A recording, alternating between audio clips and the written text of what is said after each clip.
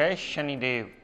प्रिय दर्शकों, मैं राजेश जोशी आपका ज्योतिष जागृति केवल सत्य कार्यक्रम में आज फिर से स्वागत करता हूं। प्रिय दर्शकों, आप सभी जानते हैं हमने फिर बात शुरू कर दी है ग्रह गोचर को लेकर के।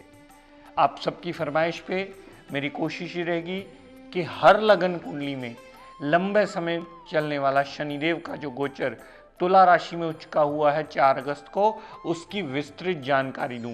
पर प्रिय दर्शकों, अब ये निर्णय आपको स्वयं देख करके करना है कि आपकी जन्म कुंडली में वो कितना अच्छा या कितना बुरा पड़ा हुआ है। प्रिय दर्शकों, कल इसी श्रृंखला को शुरू करते हुए मैंने मेष लगन की कुंडली में उच्च के शनिदेव की जानकारी दी थी। आज आपको उससे आगे की श्रृंखला बढ़ाते हुए वृष लगन में, यानी कि वृष लगन में शनिदेव उच्च के जो 6 भाव में हुए हैं 4 अगस्त को, इसकी विस्तृत जानकारी देता हूं। पर पहले ये समझ लीजिए प्रिय दर्शकों, वृष लगन की कुंडली में शनिदेव के पास एक भाग्य का, पिता का और विदेश यात्रा का डिपार्टमेंट है। दूसरा डिपार्टमेंट शनिदेव के पास आपका काम काज, यानी आपका प्रोफेशन, एक्शन और लाइफस्टाइल है। तो शनिदेव इस लगन कुंडली में एक योग कारक ग्रह माने जाते हैं।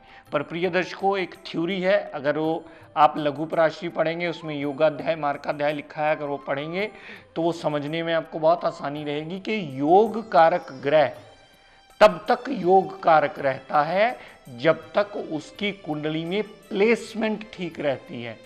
योग कारक ग्रह अपनी दशा अंतरदशा में सबसे बुरा फल देता है अगर उसकी प्लेसमेंट 6, 8, 12 में हो जाए, प्लेसमेंट नीच अवस्था में हो जाए, प्लेसमेंट अस्त हो जाए, 28, 29 डिग्री चला जाए, वो ग्रह किसी भी सूरत में अशुभ हो जाए या उसके बलाबल में कहीं कमी आ जाए तो वो अपनी दशा अंतरदशा में रिजल्ट देने के काबिल नहीं रहता और वो अपनी योग कारकता खो देता है। आपकी पूरी कुंडली का विवेचन इस बात पे टिका हुआ है कि आपकी पूरी कुंडली में योग कारक ग्रह कितने हैं, वो किस भाव में बैठे हैं, ये इससे निर्णय होता है। जैसे मान लीजिए ये वृष लगन की कुंडली है, इसमें शनिदेव नवम और दशम भाव के मालिक हैं, लेकिन अगर जन्म कुंडली में उनकी प्लेसमेंट गड़बड़ हो गई तो वो कुंडली में योग कारक नहीं रहेंगे और उसकी दशा अंतरदशा जातक को मृत्यु तुल्य कष्ट भी दे सकती है। ये निर्णय होगा आपकी कुंडली में पड़ी हुई शनिदेव की प्लेसमेंट को देख करके कि वो किस भाव में विराजमान है, उसके मुताबिक ही शनिदेव के रिजल्ट्स का निर्णय किया जाएगा। हम बात कर रहे हैं प्रिय दर्शकों गोचर की। तो गोचर में आजकल शनिदेव जो इस कुंडली में 6 भाव में आए हुए हैं, उसका क्या क्या फल आपको मिल सकता है। सबसे पहले बात उन लोगों की करते हैं जिनकी कुंडली में शनिदेव कहीं ना कहीं अच्छी जगह प्लेस्ड हैं वृष लगन की कुंडली में, चाहे वो केंद्र में हो, चाहे वो त्रिकोण में हो, चाहे वो 11वें भाव में हो, चाहे दूसरे भाव में हो। अगर इन भावों में शनिदेव विराजमान हैं और उनमें डिग्री वाइज बलाबल है तो अपनी दशा अंतरदशा में वो अच्छा फल देने में बाध्य होंगे। तो अवश्य ही आपको गोचर में मूव किए हुए, चाहे वो गलत भाव में ही मूव किए हों, लेकिन उस गलत भाव से भी आपको अच्छा नतीजा अवश्य देंगे। जिनकी लगन कुंडली में, जिनकी जन्म लगन कुंडली में शनिदेव अच्छे पड़े हैं, वृष लगन की कुंडली की आज बात कर रहे हैं, तो उनके 6 भाव में आने से कैसा फल देंगे प्रिय दर्शकों, आप नोट करना चाहें तो कर लीजिए, ताकि आपको गोचर को सही दिशा में समझने में बहुत बड़ी आसानी रहे और ये प्रोग्राम एक स्तंभ की तरह साबित हो, ताकि आपको इसका विवेचन करना गोचर का इजीली आ पाए।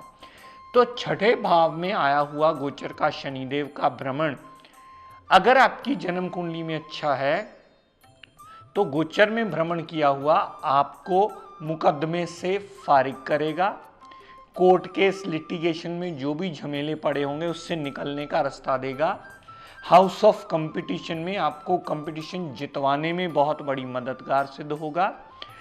आपका कोई भी लड़ाई झगड़ा पुराना चल रहा होगा वो फारिग तो ज़रूर करेगा। अगर छोटी मोटी कोई हेल्थ प्रॉब्लम चल भी रही होगी तो गोचर के शनिदेव के इस भ्रमण काल के पीरियड में भी वो आपकी हेल्थ को इम्प्रूव करने में सहायक सिद्ध होगा, क्योंकि वो कुंडली में अच्छी जगह पड़ा है और अच्छी जगह प्लेस्ड होने से, अपनी दशा अंतरदशा में अच्छा फल देने से ये बाध्य हो गया कि वो 6 भाव के रिगार्डिंग भी सारे पॉजिटिव रिजल्ट आपको देगा।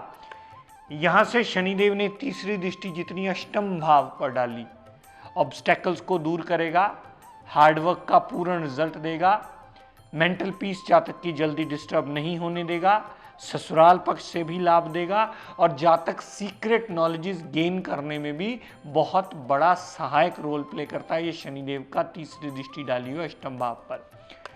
यहां से शनिदेव ने जितनी दृष्टि 12वें भाव पर डाली, तो कामकाज विदेश से भी हो सकता है, यहां से विदेश से आप लाभान्वित भी हो सकते हैं, अस्पताल का खर्चा कम होगा, हस्बैंड वाइफ के पर्सनल रिलेशंस का जो टाइम माना जाता है उसमें भी शनिदेव इंप्रूवमेंट लाएंगे। क्यों? क्योंकि आपकी जन्म कुंडली में वो अच्छे पड़े हुए हैं। जन्म कुंडली में अच्छा होना वो बाध्य करता है कि गोचर में भी वो अच्छे फल देने में बाध्य हो गया है। यहां से शनिदेव ने जो 10वीं दृष्टि तीसरे भाव पर डाली, तो छोटे भाई बहन की सपोर्ट मिलेगी, छोटी मोटी अगर यात्रा होगी तो वो भी सफल मानी जाएगी। जितनी जातक मेहनत करेगा कंपटीशन के लिए, उतना ही वो सक्सेस होने का रास्ता शनिदेव अवश्य देंगे। जितनी भी छोटी मोटी यात्राएं होंगी उनमें कामयाबी अवश्य मिलेगी और छोटे भाई बहन से सदा सपोर्ट मिलती ही रहेगी और इस पीरियड में जातक मेहनती अवश्य बन जाएगा। लेकिन प्रिय दर्शकों, ये सब उनके लिए होगा जिनका शनिदेव जन्म कुंडली में अच्छा पड़ा है। अब इसका दूसरा पहलू जो हम अक्सर डिस्कस करते आए हैं, जिनकी जन्म कुंडली में शनि नीच का पड़ा होगा, जिनकी जन्म कुंडली में शनि अस्त अवस्था में पड़ा होगा, जिनकी जन्म कुंडली में शनि 0 डिग्री, 29 डिग्री या किसी भी 6, 8, 12 की स्थिति में पड़ा होगा, जो कि अपनी दशा अंतरदशा में अशुभता देने में बाध्य होगा, उसके रिजल्ट अशुभ देने में बाध्य होगा, तो गोचर में आया हुआ छठे भाव के रिगार्डिंग भी सारे अशुभ फल देगा उन लोगों के लिए जिनकी जन्म कुंडली में ही अशुभ पड़ा होगा। तो अशुभता के वो क्या रिजल्ट देगा? शनिदेव का छठे भाव में पड़ा होना, गोचर में आना, भ्रमण करना, कोर्ट केस, लिटिगेशन, इन सब चीजों में बढ़ोतरी करके जातक का जीवन यापन मुश्किलों में डालता ही मिलेगा। शनिदेव का भ्रमण हमेशा हेल्थ प्रॉब्लम्स में बढ़ोतरी करता ही मिलेगा। ये बात उनकी कर रहे हैं जिनका नेटल चार्ट में शनिदेव खराब पड़े हुए। यहां से शनिदेव ने जितनी दृष्टि अष्टम भाव पर डाली, तो मेंटल पीस का डिस्टर्ब होना, बिना कारण की ऑब्स्टेकल्स होना, हार्डवर्क का रिजल्ट प्रॉपर ना मिलना, कॉन्फिडेंस लेवल डिक्रीज होना, ऐसी बिना कारण की ऑब्स्टेकल जातक के जीवन यापन में खड़ी होती ही रहेंगी। यहां से शनिदेव ने जितनी दृष्टि 12वें भाव पर डाली, 12वें भाव पर डाली हुई शनिदेव की दृष्टि फजूल के खर्चे बढ़ा देगी, अस्पताल का खर्च भी बढ़ाएगी, हस्बैंड वाइफ के पर्सनल टाइम में भी आपको प्रॉब्लम्स आएंगी, मेंटल पीस भी डिस्टर्ब होगी, विदेश यात्रा करके भी जातक लाभान्वित नहीं होगा, वहां से भी वो दिक्कत परेशानियां लेकर के ही वापस आएगा। यहां से शनिदेव ने जो दशम दृष्टि तीसरे भाव पर डाली, छोटे भाई बहन से भी कलह क्लेश मचने का योग बनेगा। छोटे भाई बहन से कलह क्लेश के साथ जितनी भी यात्राएं छोटी मोटी होंगी उनका फ्रूटफुल रिजल्ट आपको नहीं मिलेगा। आपकी जितनी मेहनत की हुई सारी व्यर्थ जाने का रास्ता खोल देगा। शनिदेव यहाँ पॉजिटिव रिजल्ट नहीं देंगे। उसका सबसे मुख्य कारण ये होगा कि आपकी जन्म लगन कुंडली में वो अशुभ पड़े हैं, तो वो जहाँ बैठेंगे यानी छठे भाव में अशुभता के फल, अष्टम भाव के अशुभता के फल, 12वें भाव के अशुभता के फल और तीसरे भाव के अशुभता के फल ही देंगे।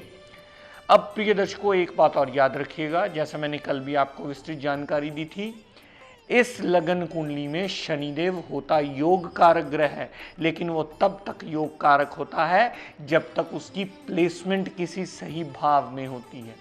अगर उसकी प्लेसमेंट किसी सही भाव में ना हुई, बिगड़ गई, तो इसका रतन कभी मत पहनिएगा। नीच के शनि का रतन कभी मत पहनिएगा।